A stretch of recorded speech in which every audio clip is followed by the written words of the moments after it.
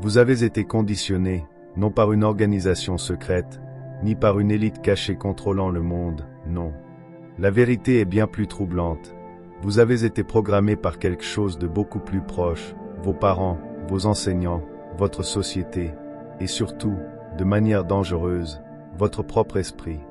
Mais voici la question, êtes-vous vraiment vous, ou simplement un assemblage de pensées empruntées, de réponses conditionnées et d'attentes sociétales? Réfléchissez Y.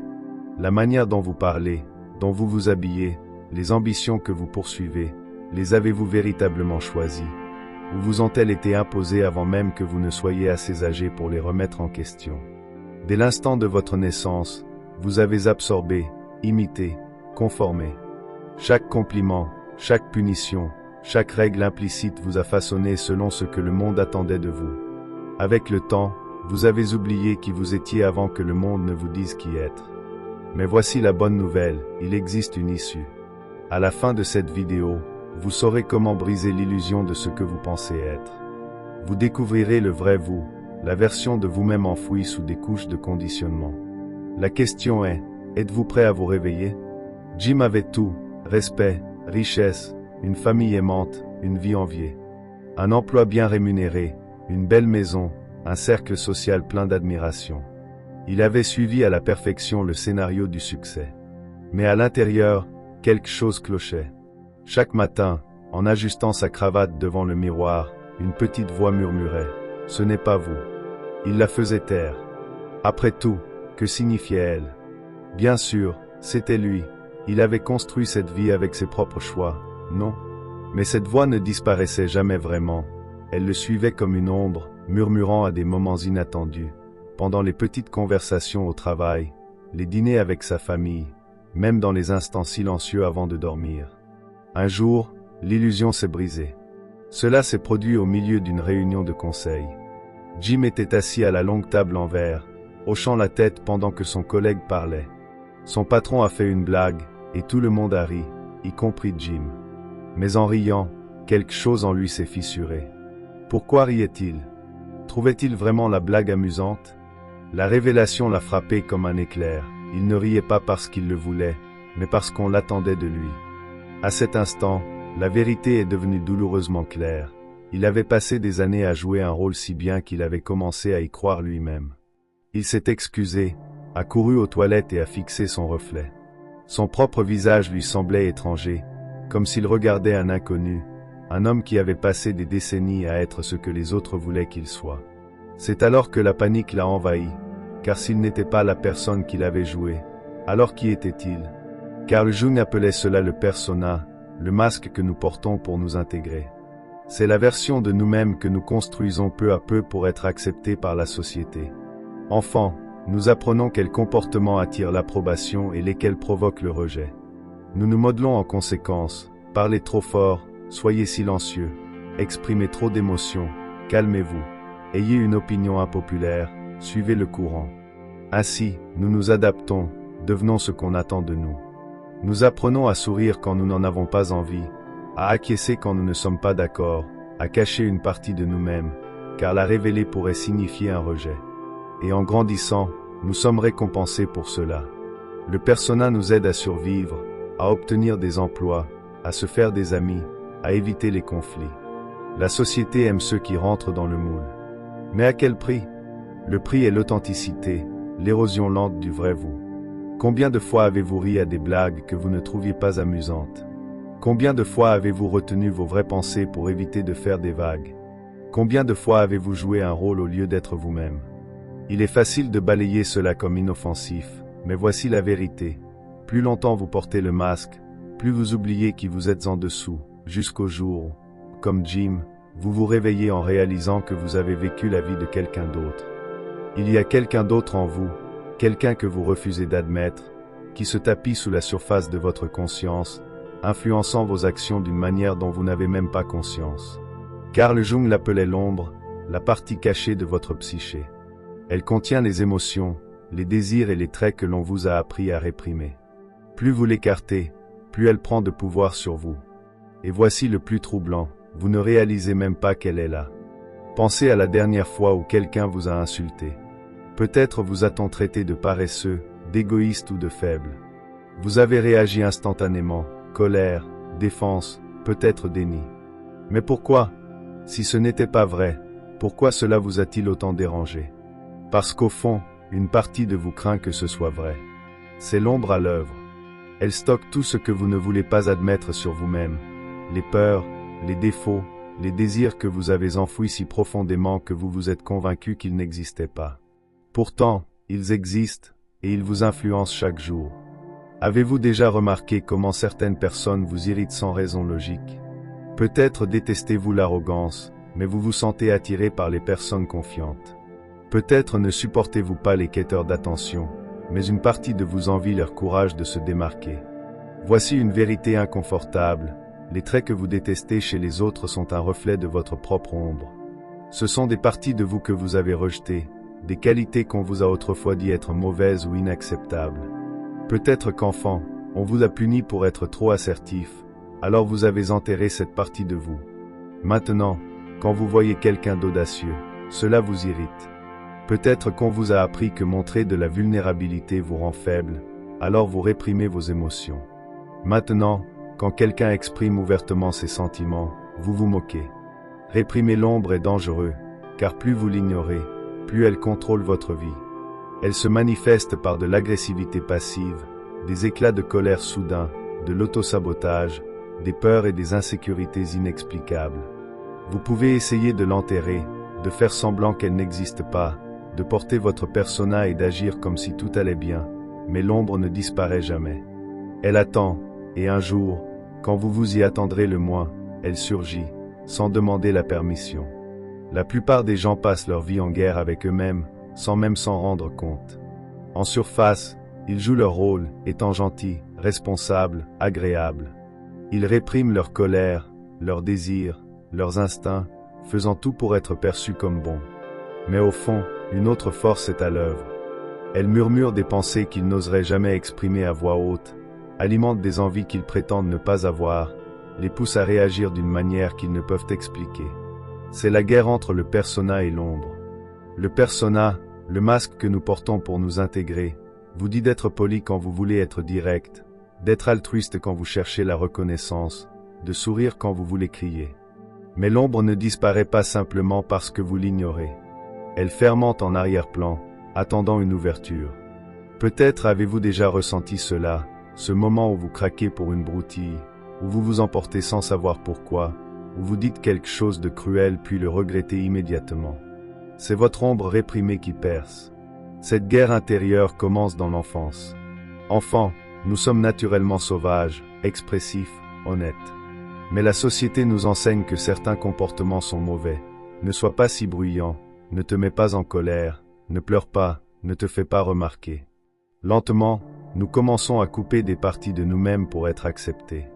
Nous apprenons à présenter uniquement le côté que les gens approuvent, le persona. Mais que devient tout ce que nous réprimons? Cela ne disparaît pas.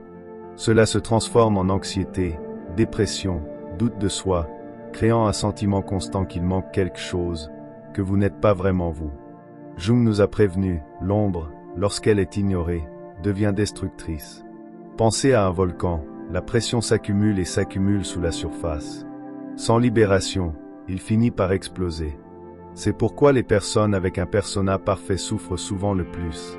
Elles passent leur vie à réprimer leurs vraies émotions, leurs défauts, leurs impulsions, puis un jour, leur ombre éclate sous forme d'addiction, de crise ou d'autosabotage. Plus vous réprimez votre ombre, plus elle vous contrôle. Elle se manifeste dans vos relations. Pourquoi vous attirez des partenaires toxiques? Pourquoi vous repoussez les gens? Pourquoi vous sabotez votre propre bonheur? Elle se manifeste dans vos habitudes. Pourquoi vous procrastinez? Pourquoi vous vous emportez? Pourquoi vous vous sentez vide même quand vous avez tout? L'ombre n'est pas votre ennemi. C'est la partie de vous qui a été exilée, criant pour être entendue. Tant que vous ne la reconnaissez pas, vous ne serez jamais libre. Alors, comment se libérer de l'identité fausse dans laquelle vous avez été conditionné? Comment découvrir la personne que vous étiez destiné à être avant que le monde ne vous dise qui être? Jung appelait cela le processus d'individuation, le voyage pour intégrer votre persona et votre ombre afin de devenir entier. Il ne s'agit pas de devenir quelqu'un de nouveau, mais de récupérer les parties de vous que vous avez abandonnées. L'individuation n'est pas facile. Elle exige une profonde réflexion, de l'honnêteté et le courage d'affronter votre obscurité. Mais c'est le seul chemin vers une véritable conscience de soi. Voici comment commencer. Étape 1. Observez votre persona. Votre persona est la version de vous qui interagit avec le monde, le masque que vous portez pour être accepté par la société, votre famille, vos amis, et même vous-même. Mais dans quelle mesure est-il vraiment vous? Prenez un moment et notez 5 mots qui décrivent comment les autres vous perçoivent. Êtes-vous vu comme gentil, intelligent, drôle, responsable, travailleur? Demandez-vous maintenant, ces traits sont-ils vraiment qui je suis, ou simplement des rôles que je joue pour m'intégrer? Par exemple, si les gens vous voient comme gentil, mais que vous réprimez constamment vos vraies pensées pour éviter les conflits, alors gentil est un trait de persona, pas votre authenticité. Si les gens vous perçoivent comme confiant, mais que vous luttez secrètement contre l'insécurité, votre persona masque une lutte plus profonde. Commencez à prêter attention au moment où vous agissez différemment selon les situations. Devenez-vous plus silencieux avec les figures d'autorité, plus conciliant avec vos amis, plus sérieux au travail? Votre persona n'est pas intrinsèquement mauvais, il vous aide à fonctionner dans la société. Mais lorsqu'il devient votre identité entière, vous perdez le contact avec votre vrai moi. Une fois que vous reconnaissez votre persona, vous pouvez commencer à découvrir ce qu'il a caché. Étape 2. Identifiez votre ombre.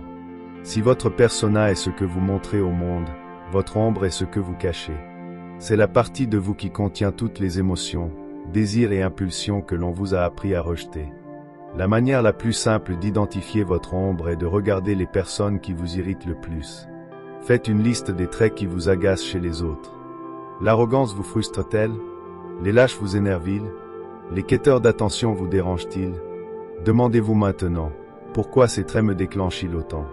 Jung croyait que les qualités que nous détestons le plus chez les autres sont souvent un reflet de celles que nous réprimons en nous-mêmes. Si l'arrogance vous irrite, est-ce parce que vous réprimez votre propre confiance? Si la lâcheté vous frustre, est-ce parce que vous évitez d'affronter vos propres peurs? Si les quêteurs d'attention vous agacent, pourrait-il s'agir d'un désir secret de reconnaissance que vous ne vous autorisez pas à chercher? L'ombre n'est pas seulement votre côté sombre, elle contient aussi vos forces cachées. Une personne timide pourrait avoir une audace réprimée prête à s'exprimer. Une personne qui plaît à tout le monde pourrait avoir une assertivité enfouie qui doit émerger. Une personne passive pourrait avoir un désir refoulé de prendre le contrôle de sa vie. Les traits que vous niez ne disparaissent pas, ils se manifestent de manière inconsciente à travers l'anxiété, l'agressivité passive ou l'autosabotage. Pour devenir entier, vous devez reconnaître ces parties cachées de vous-même. Étape 3. Intégrez l'ombre, embrassez l'inconfort. Une fois que vous avez identifié votre ombre, la prochaine étape est l'intégration. Cela signifie accepter ce que vous avez évité et trouver un moyen sain de l'exprimer. Au lieu de nier votre ombre, canalisez-la. Si vous réprimez la colère, transformez-la en assertivité. Apprenez à vous défendre et à poser des limites. Si vous réprimez l'ambition, permettez-vous de viser plus haut. Arrêtez de prétendre que le succès vous est indifférent. Si vous craignez l'échec, utilisez cette peur comme moteur d'action. Ne laissez plus la crainte de ce qui pourrait mal tourner vous empêcher d'essayer. Jung lui-même a affronté son subconscient grâce à l'imagination active, un processus où il engageait un dialogue intérieur avec son ombre. Il imaginait parler aux aspects sombres de son esprit, leur demandant ce qu'ils voulaient, pourquoi ils existaient, comment ils pouvaient être intégrés. Vous pouvez faire de même par le journalisme, la méditation ou l'expression créative. Écrivez une lettre à votre ombre, demandez-lui ce qu'elle veut. Méditez sur des moments passés où vous avez ressenti de profondes émotions, colère, honte, jalousie. Que tentait-elle de vous dire? Canalisez vos traits cachés dans la créativité, art, musique, écriture, donnez-leur une voix. L'objectif n'est pas d'éliminer l'ombre, mais de l'accepter comme partie de qui vous êtes. Le vrai pouvoir ne vient pas de réprimer votre obscurité, mais d'apprendre à la posséder. Car quand vous cessez de vous battre contre vous-même, vous devenez enfin entier. Pendant les prochaines 24 heures, devenez un observateur silencieux de votre propre vie. Regardez-vous non pas comme vous voulez être, mais comme vous êtes vraiment. Remarquez les petits moments où vous feignez un sourire par politesse, les fois où vous riez à une blague qui ne vous amuse pas juste pour vous intégrer, l'hésitation avant de dire ce que vous pensez par peur du jugement des autres. Observez à quel point vous vous adaptez souvent à votre environnement, au travail, avec des amis, en famille. Puis demandez-vous, qui contrôle vraiment? Est-ce vous, ou le persona soigneusement construit que l'on vous a appris à maintenir? Le processus d'individuation ne consiste pas à tout rejeter, mais à enlever ce qui n'est pas vraiment vous. Il s'agit de découvrir la personne que vous étiez avant que le monde ne vous dise qui être. Votre vrai moi a toujours été là, attendant sous les couches d'attente, de conditionnement social et de peurs inconscientes. La question est, êtes-vous prêt à le rencontrer? Votre voyage commence maintenant. Abonnez-vous pour plus d'astuces en psychologie profonde.